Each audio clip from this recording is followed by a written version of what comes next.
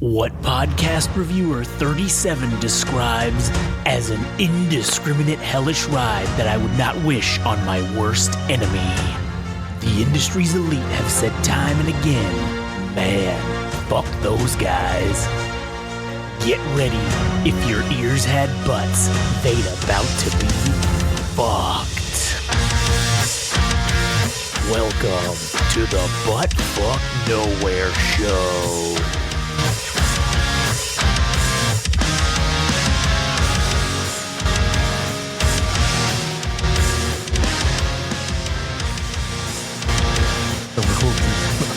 Yeah, the rule of two Simones. That's the way it should be. Anyways, welcome to the latest episode of the Butt Fuck Nowhere Show. My name's Josh. I'm here today with Adam. Greetings. We're going to talk about some real shit today. Real shit. But before we talk about that real shit, you can go to GameRageMagazine.com and you can hear all of our wonderful podcasts. You can follow us on Instagram and TikTok at GameRageMagazine, Twitter/X at GameRageMag, YouTube, Game Rage Magazine. Everything's on the YouTube. If you're coming from All Gas No Trash, you already know this stuff. But follow Adam anyways if you're not. All Gas No Trash Official. And go listen to the All Gas No Trash podcast. Because we did do a little tease of we were going to talk about some shit. And we're about to talk about that shit. So. Well, before we get to that. There was also another topic that we brought up in some other podcast. I don't know where that's at, but we told you to listen to BFM. Oh, about the cat fucking? Fucking cat, man. Dude, man, the cat's insane. The cat fucking... Sexually harassing all the dogs. Yeah, I mean, the cat has become a sex offender at this point. Yeah. I mean, it's terrible. I mean, she's constant... During one week of the month, she's constantly trying to rape them. Yeah. Without fail. Just raping and murdering. Just trying to rape and murder them. She beats them. She is also, like, commits domestic violence. Earlier today, we were coming down the stairs, and she comes down, and Duke was, like, coming down the stairs with her, and he's, like, next to her, and they both stopped at the bottom right here, like, right when they got up the stairs, and he, like, kind of looked at her like, why the fuck are you next to me? And she literally sat there and looked at him and just fucking smacked him right on top of the head, and he was like... Ow, why did you do that? And then he like stood up like he was gonna do something, and then she got up bigger and was like, what? And he was just like, you're fucking lucky. And then he just walked away. He's like, you're lucky I don't hit bitches. And then he walked off, and it was funny.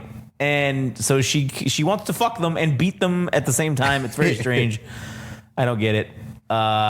Rexy is not about that life. Whenever she does not try to fuck with him really anymore, because when she was trying to rape him, he would like go after her like hard, and she would have to, because Rexy's the most aggressive of the three. Like the quiet ones are always. Yeah, he's the one that will shoot up the classroom. Like he's don't come to school tomorrow. Yeah, he's the one that's telling them, hey, don't go to the food bowl tomorrow. You seem all right. But yeah, she got in his face one time, and he fucking almost fucking ate her, and she ran away and was like, okay, I ain't gonna fuck with him no more. Look at that little dipshit. Yeah. I was petting him, and then he's like, nah, I'm gonna go somewhere else. He's like, I'm too hot now. I need to go on the floor where it's cool. See? He's like, it's too hot up here. You're too hot, man. You're too close. So this has been a persisting story that if you listen to any of the other podcasts, you can hear her meowing longingly for dick, cat dick or dog dick. I guess she doesn't care what kind of dick she gets. She just wants some kind of dick. And then she gets existential over by the fucking door. She just stares off into the fucking distance. Yeah, she's like, no one wants to fuck me. It's been a really interesting last, I don't know when you guys picked her up. It's been probably close to like 8 to 10 months now. Yeah. It was right around my birthday, I think, last year. So, yeah. So it's almost been a year. Fucking ridiculous. And now after she got done fucking being horny as shit and only wants to be horny as fuck when we want to record. Like, she doesn't say shit most of the rest of the day, like, or she's very quiet about it. As soon as the recording shit comes out, she looks and goes, oh, I can be inconvenient now. And she's been shutting the fuck up because she was so hornied out and tuckered out from being horny and yelling that now she's falling asleep on her little perch up there. I wonder if she regrets being domesticated. I definitely don't think so. Because if she did, she would have bolted out of here a long time ago. Because we have to open the door to lead the dogs in and out, and she'll go up to the door and look at it, but she hasn't bolted out. Like, the one time she did go outside, she went back to the shed, and then she just sat in there and meowed until I came and got her. And then as soon as I opened the shed flap, she jumped on me and was like, okay, thanks. And she's like, yeah, I've had enough of that. I'll go back to being inside now. 3 square meals a day. Oh, yeah. And nothing's trying to kill her in here. She basically runs the house. The dogs, oh, look, there she goes. Now she's awake. The dogs basically do whatever the fuck she tells them to do. And, well, with the exception of fucking her, but that's because they're gay, so it's not something she can control. That's not just a joke. No, the dogs are actually, they're gay. They try to fuck each other all the time. Yeah. And when the girl dog that Kate, the one that died, when she would come over here and hang out, they were not interested in fucking her at all. Oh, look, she's already starting. Yep, she heard us recording. She just hit the button. She's like, it's time. Is that my cue to start being an asshole? Oh, yes. That is pretty amazing that from the end of the last thing we did to now, she was fine. Yep. And then now she's starting to, now she decided to come down from her perch and start being an asshole. Start being an asshole.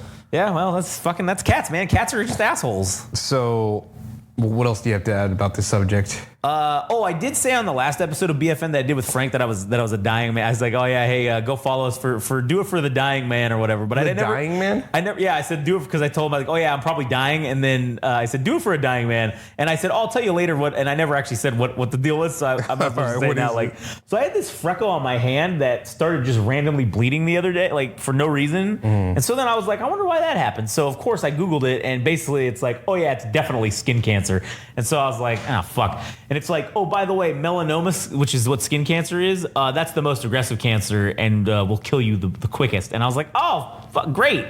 So I was like, yay for me. And so I booked an appointment to go see the doctor, and it's this week. So we'll see.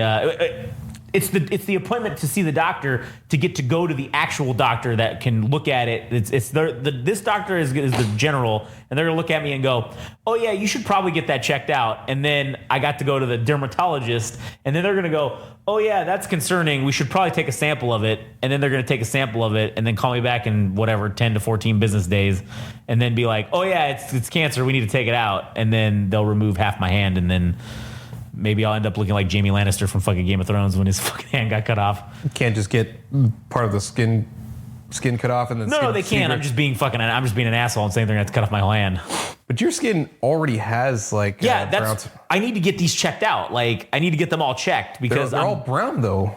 Well, that one's black. So what? I don't know. What's the difference? Does color make a difference? I don't fucking know. But you just have that in general. Yeah, because I'm ginger. It's all okay. These aren't normal. So freckles are not normal. That's skin cancer. Those are skin cancer lesions that appear. And then the only thing that is the saving grace, basically. You should have been dead by now if that were the case. Well, what ends up happening is some of them are benign, which means that they're cancerous, but they're not like deadly or whatever. Yeah. They're mutations or whatever, but they're not dangerous. But then the cancerous ones are melanoma. And so basically they essentially stay isolated to the area unless somehow it breaks the skin barrier and gets inside and starts getting to other shit and starts spreading to other shit. But I guess if you get them taken care of early, so that's why I need to have them. I'm just going to go in there and I'm going to walk into the dermatologist butt naked and just be like, yeah, I need you to check everything. Like, just give me the whole fucking once over. I hope you got, they're going to be like, oh, how much time do you want to check these? And I'll be like, how much time you got, buddy? Because I got a whole body's worth. So this one in particular, what makes it different from the others? Well, it just started bleeding for no reason. So what? So that's like a sign that there's something wrong with it. Like because like freckles just don't bleed. Like this thing started bleeding from like underneath it. You also have a watch though. So you might have irritated it. Yeah, but it's never done that. And I've worn this watch for years. So that's why it's somewhat seemingly concerning that it shouldn't do that. Because it just started bleeding for literally no reason. And you didn't I didn't hit it on nothing. I didn't no. We were at Knott's Berry Farm. And then when did you notice it appeared? Oh, this freckle's been here for years. And that's the thing. Most of my freckles I've had since I was a kid.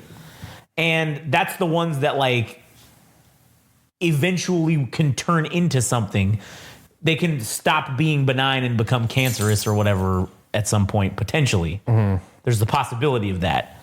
So, I mean, listen, ginger people have like a very high incidence of getting skin cancers. Now, luckily for me, skin cancers generally don't spread elsewhere. They will stay isolated to that area and they just remove it and then you're done. So, but I was just being an asshole and I was like, oh yeah, knowing my luck, I fucking am probably riddled with it. And they're going to be like, oh yeah, I'm going to go in there for this one little thing that started bleeding. And they're going to be like, oh, you have 6 weeks to live. Like fucking just my luck. I mean, that's not been mentioned before about like when you go to the general doctor, they're like, oh, well, you sure have a lot of brown spots there. No, man, they didn't say shit to me. So that's probably why I got to have go to a dermatologist. When I called them to make the appointment, I was like, oh yeah, I need to schedule for the dermatologist. They're like, oh, when has it been? And I was like, I don't know. It's been years. They looked it up. The last time I went to the dermatologist, how long ago do you think that was? I don't know, like 15 years ago. Yeah, basically it was 2011 was the last time I went to the dermatologist. So they're like, oh yeah, you're going to need another referral for that. And I was like, oh, great. So now I got to go waste time to this fucking, I got to go. And I can't even go to my regular doctor because his ass is booked out for like a month. So I got to go just see some rando and be like, yo, just fucking give me a referral. All right. Like, fuck, let these assholes take a piece of it. See what happens. So I guess we'll find out. Maybe update soon. I might be dying. Who knows? So if you know any good cancer doctors, holler at me.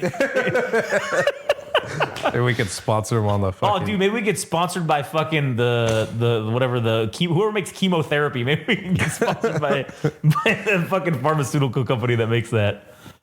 Maybe you can get Boeing to hit you with a like a mini nuke, just nuke that'd be out. Sweet. Get rid of it all. I'll ask Raytheon if they got any baby nukes cooking. Yeah, you got any micro nukes there, fella? Man. Like that could take out fucking. That's the new way the military-industrial complex is gonna fight cancer.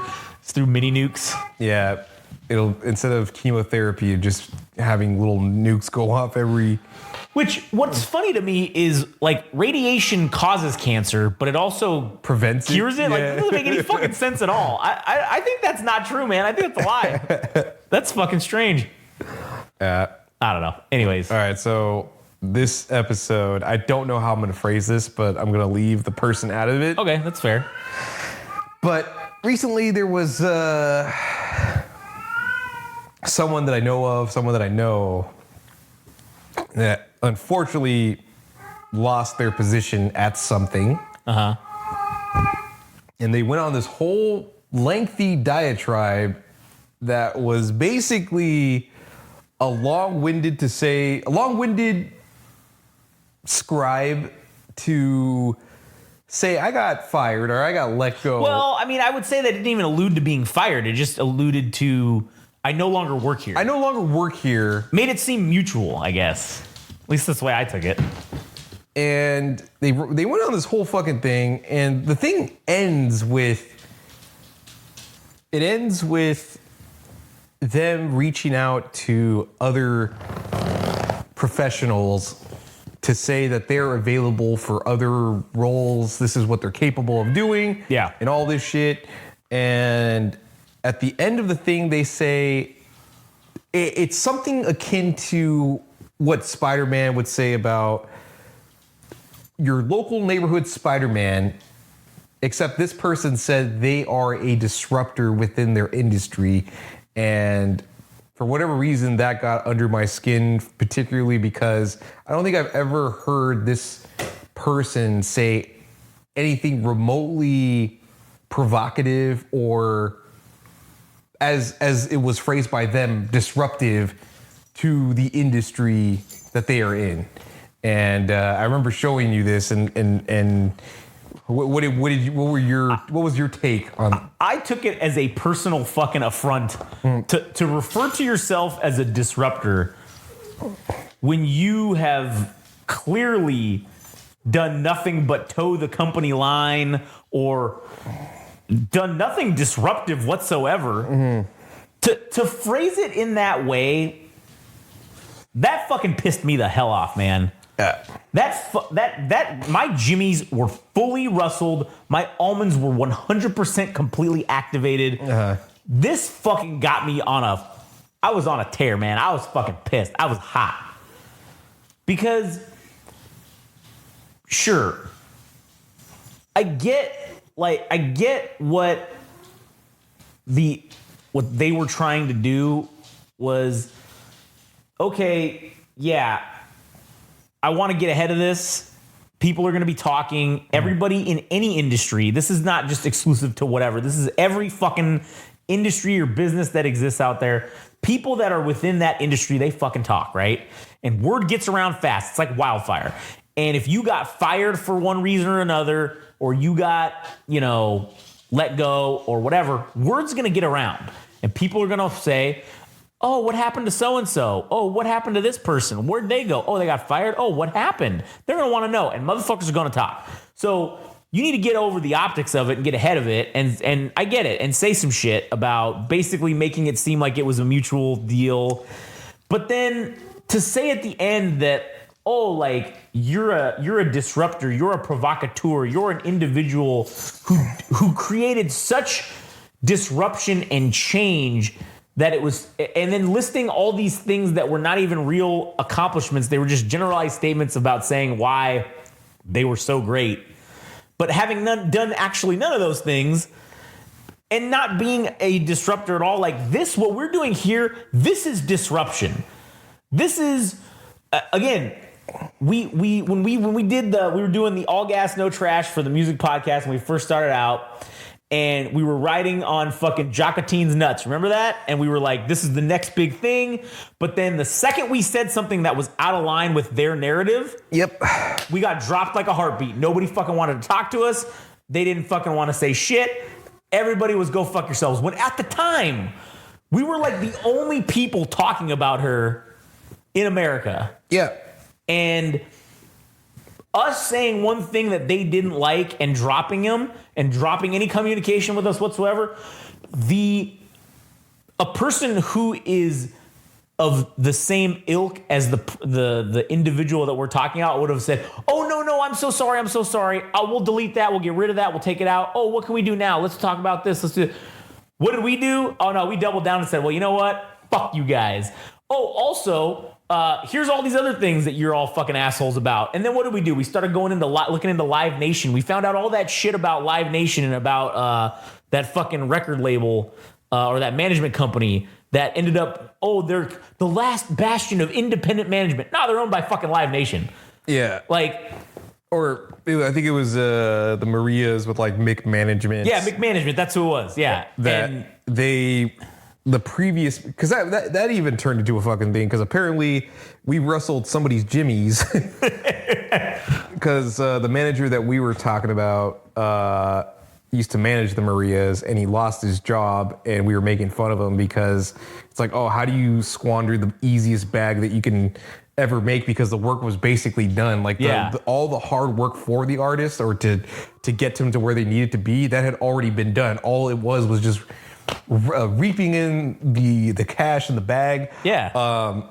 And this person moved to a larger management group, which was Red Light Management, and they're not slouches, they're not underdogs or whatever. And for whatever reason, the artist decided to drop this guy after 5 years, and it's like, but that was funny to us. Yeah, it was hilarious. And apparently somebody got wind of it, and because of whatever the fuck we do, they're like, oh, are they that gossip podcast? That shit was funny as fuck. Yeah. Oh, it's like, oh, cool. At least somebody's fucking listening. Yeah. Oh, yeah. We might be a gossip podcast, and again, that's disruption. We're using a gossip podcast as a pejorative term. That's how they used it. They used it as a pejorative term. Okay, quit biting she's biting his tail. Jesus. The cat is insane. The cat has lost she's her fucking mind. feral, dude. Yeah, she is. Well, she was feral. I mean, that's true. The disruption that we cause on our little microcosm fucking level is far more of disruption than anything this person could fucking do. Yeah. And that's what pissed me off. It was a personal affront. We have said things and caused disruption to the level where people don't want to fucking talk to us, right? That's being a disruptor. That's truly being disruptive in whatever industry you're in. And to have that, honestly, that was the highest compliment we've ever been paid, to someone to refer to us as a gossip podcast. You want to know why they say that? Because what we're saying is true and they don't like It got under the skin. And so because they don't like it, oh, that's just gossip. Oh, no. We spit straight facts. We do the research. We look into shit. And if you don't like what we have to say, then you're a fucking asshole. You may not like it. You're entitled to your shitty opinion, but we're not lying. We don't say fucking bullshit here. We say shit that we believe, and we say shit that we can back up with facts. Yeah, sometimes we take it over the top a little bit, but generally we can still back up what we say with facts. Yeah, sometimes it's shit. I will say sometimes it's for entertainment. Yeah. And yeah, for the most part, I think we're being pretty straightforward or honest at least. And I mean, dude, I've said shit about bands that I can't take back, and I don't want to take it back because that's how I genuinely feel. And I think maybe this is another point to add on to this person making this remark about their exit is how much dick sucking, and not literally, but how much meat riding, brown nosing went on for that particular thing, because there was people chiming in, you're a boss. Oh, yeah, man. You're amazing. You're doing all these great things. I can't wait to see what the next chapter holds for you. The next chapter of your life holds for you. I think it's a bunch of horseshit, dude, to hear those remarks. That I think, if anything, the music industry is just full of fucking fake people that are looking to step on each other, but they don't have the balls to be up front and say, I'm gonna fucking come at your neck and do what I have to stay on top or be at the top. It's a lot of fucking meat riding. It's a lot of brown nosing, sticking your fucking nose in people's asses and saying, please, sir, may I have a fucking other? Or maybe it's ma'am. I don't know. Whatever the fuck it is. Honesty, man. Like, be honest, man. Just say what the fuck happened. If you don't like somebody, if a band doesn't like another band, if a manager doesn't fuck with another group, say you suck. You need to work on this or that. It's always like the thinnest veil of niceness. Yeah. And nobody actually means what they say. And no, they don't. At the very least, we fucking tried to be honest. Yeah. And I was very disappointed to see certain things in the comments of that and likes, and it was very disappointing. Yeah, there was somebody that I knew that felt a certain way about this person, but they wish this person well. I'm like, I don't get that. It's fake, man. Yeah. It's fucking fakery. You didn't have to say anything. No, you could have just said nothing. Mm-hmm. But instead, you wanted to. Because why? Because people inherently, even though this individual was ousted here from some other place, they will likely find a job at another place within the industry, right? And sure, people think, oh man, what if this person gets a high-level job? And if I didn't say these things on here, oh, that could axe my connection with this person. Yeah. And that's, to me, that is full fakery, because if I don't fucking like you, I don't give a fuck what you could potentially do for me in the future. I don't want to do anything with you because I don't fucking like you. It's not going to work. No, that's Matrix fucking programming right there is what that is. Yeah, it really is, dude. I think trying to preserve a relationship after a fallout like this. Yeah, it's bad. It's just people preserve relationships in the hopes that things might turn out better. As you were saying, if they end up in a better circumstance at some other place, it's like, oh, cool, I'm still in with this person. I still maintain contact with them. But it's really an insult to you because you're not that confident in your abilities to get further ahead. And yeah, I just don't see why you would want to preserve a relationship that didn't fucking work. I mean, yeah, you can be cool with them as a person, right? And say, yeah, you're fucking all right, whatever. But as far as professionalism goes, you're kind of a stinker. So I don't imagine I would want to revisit that relationship again. And why would you? So this was something that had been bothering me since whenever the fuck this person posted this thing. But it just further ingrains in me that I need to be as honest as possible about how I feel about music, and even people up front, that I'm not going to pretend that I like somebody. I'm not going to pretend that I like a band or certain music because somebody asked me. If it's actually a band, they're like, what do you think about my music? Don't think it's that good. You guys are pretty cool, but whatever.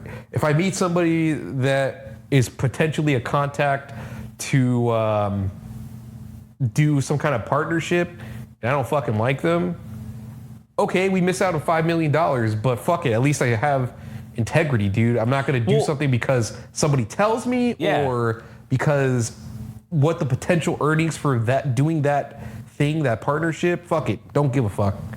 Yeah, I mean, listen, if Live Nation fucking called us up and was like, oh, hey, we'd love to turn around your opinion and we'd love to give you guys like $2 million and like we could do some business together. Why? So I can have a master I don't fucking like? Yeah. Because if we do shit for money, if we're going to do partner stuff, I got to at least on the base level like you. And if I don't fucking like you, I don't give a fuck how much money is at stake. Now listen, I'm gonna rustle Jimmy with this statement, but there are certain YouTubers that I specifically hate, right?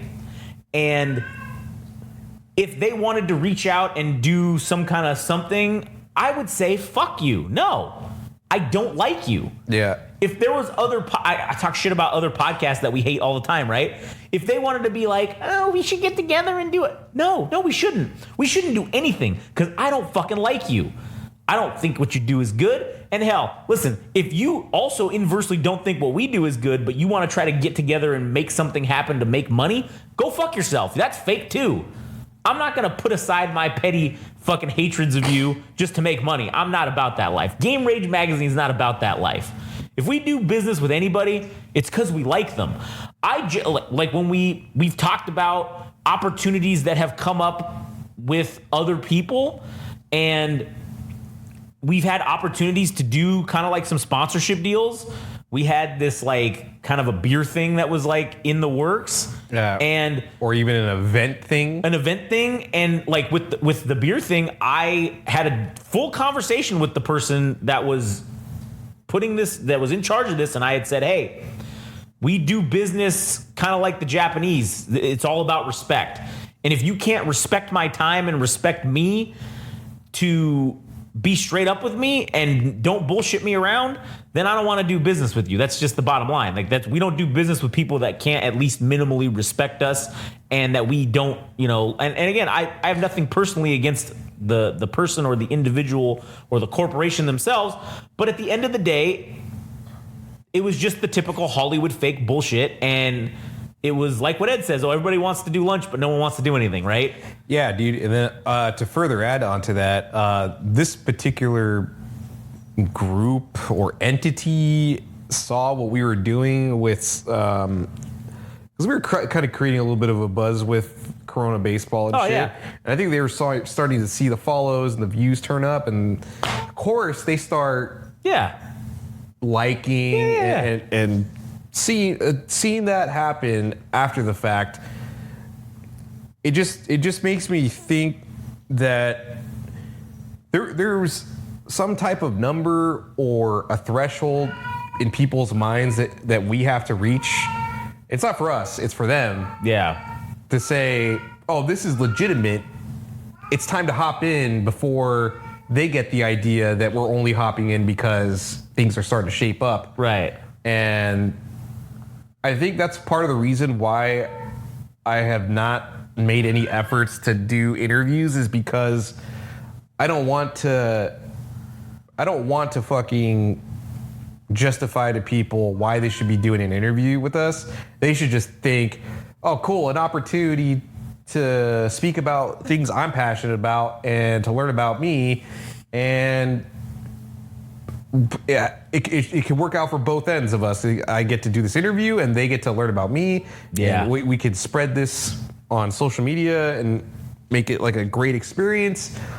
And it hasn't been that. It hasn't been on the reciprocal end where I'm super stoked about somebody and interviewing them, and I go balls to the wall for what we need to do to get the episode out and to promote it, and the other person on the other end is not meeting us halfway. So pretty much that has put a halt on the interview podcast for the foreseeable future until we hit, and it's not on anybody else's standards but our own, that if we hit 10,000 or maybe even 100,000 views or streams, that after that, if we ask somebody, it's going to be real easy. It's not going to be if we're going to get this person, it's going to be fucking when. Yeah. But it's going to be on our fucking terms. And yeah, I'd rather go that route than to beg people. Not that I'm going to beg, but ask people to come on and then try to rationalize why they should be on our shit. It'll just fucking happen. And I don't want to fucking ask or beg or anything like that. I just want to do it, reach out to them, say I think this would be a good opportunity for both of us. And if it's a yes, it should just be as easy as that. Yeah. What you guys are doing is fucking amazing. And what we're doing is fucking amazing. And it works out for everybody. But it should just be that simple, man. It shouldn't be like fucking dragging a stick through mud or some bullshit. No, it shouldn't be difficult. It shouldn't be a fucking chore to do this shit. And that's, like I said, I'm in full agreement. Unless somebody comes to us and wants to get interviewed, it's fucking, let's just fucking deal with it later. It'll put it on hiatus for now. It'll go on hiatus coyote. Yeah. But I guess the lesson of all this, if there is one to people, is don't be fucking fake, man. Yeah. Don't be a fake asshole. If you're cool, if you want to be fake and in that lane, cool, man, but stay in that lane. Don't become trying to come over and be like, oh yeah, I'm a disruptor, man. I'm a fucking rebel. I do all this shit. Don't fucking come into our house and fucking tell us our shit. All right. Or don't present that idea that you're this thing and do nothing that provokes people in any fucking way. I mean, you have the sharpness of a fucking toothbrush. Like, yeah. How are you being disruptive? In what way are you being disruptive? I mean, we've actually said shit that we've caused problems. We've caused problems. Again, with the sports podcast, we caused problems with fucking in high school baseball. We caused fucking a whole goddamn controversy with that whole thing. And yeah, I mean, you can't say that we're not disruptive. We do things and we say shit that's provocative. We push the envelope on things. And we're not just doing it for fucking rage bait. No, we're doing it because it's fun for us. Like, you know what I'm saying? Fun. And sometimes, or not sometimes, most times it's how we feel. It's just our actual opinion. Yeah, listen, there are some episodes where I try to fucking fire up Frank, like the one with the anarchy, where I was saying that anarchy was the way that government should be, or whatever. Yes, no, I don't believe that that's true.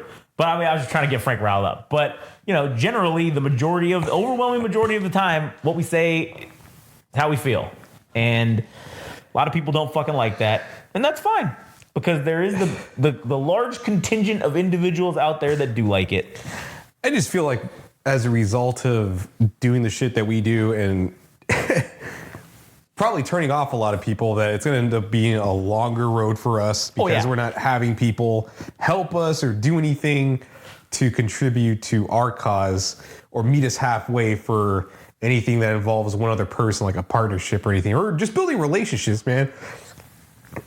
Yeah. I feel like it's going to end up taking a longer time to get to where we need to, just because what we're doing doesn't register well for other people, which is cool because, I mean, at least at the end of the road or wherever we end up going, we won't have to credit anybody else for being responsible for our shit. That's true. It was all on us. So, anyways, fuck yeah. You got anything else? No, that's it. All right. That was a good one. All right. Well, if you enjoyed our stuff, you can go to GameRageMagazine.com and support the real disruptors in industry. Not just in every industry. All right. We disrupt all the industries. And you can follow us on Instagram and TikTok at Game Rage Magazine. Twitter/X at Game Rage Mag. YouTube, Game Rage Magazine. It's great. It's fun. It's wonderful. You'll love it. Also, go follow, if you're not following All Gas No Trash Official, go follow at All Gas No Trash Official and go listen to the All Gas No Trash Music Podcast. That'll be it for us, and I guess we'll catch your bitch asses on the next one.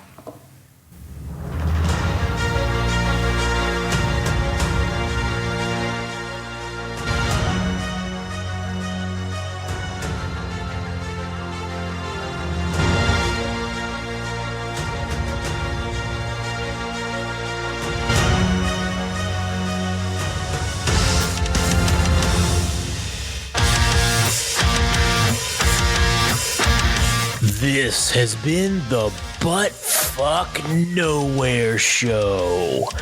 Thanks for listening. Don't forget, subscribe and like on Instagram and TikTok at Game Rage Magazine. Also on Twitter/X at Game Rage Mag. Also visit our website, www.GameRageMagazine.com, for a host of other podcasts and more. Thanks for listening.